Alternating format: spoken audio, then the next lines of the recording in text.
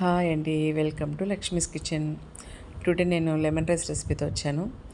అందరికి తెలిసిందే, but simple టిప్స్తో మీ ముందుకు వచ్చాను.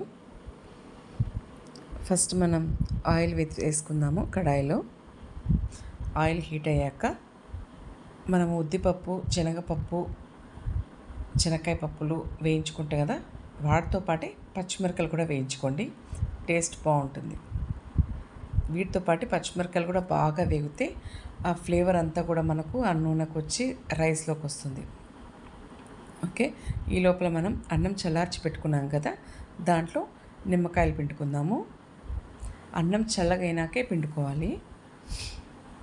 ఒకవేళ అన్నం ముద్ద ముద్దగా ఉన్నా కూడా నిమ్మకాయ పిండుకున్నాక మనం పొడి పొడిగా వచ్చేసిందండి. ఇప్పుడు మనం వేగాక ఆవాలు, జీలకర్ర వేసుకుందాము. అవి కూడా వేగాక మిరపకాయ, కరివేపాకు కూడా వేయించేసుకుందాం బాగా.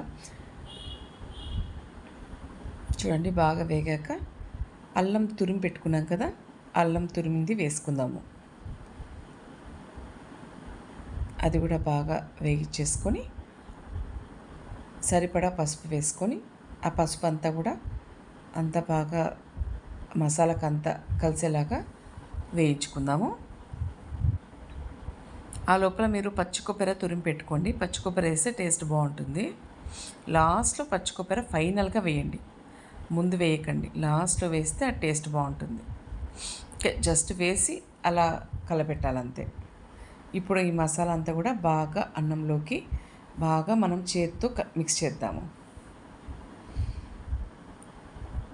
ఆహా, చూస్తుంటేనే నోరు ఊరుతుందండి. ఇప్పుడు దాంతో పచ్చిమిరపకాయలు వేయించుకున్నాం కదా, అది పెట్టుకొని ముద్ద తింటుంటే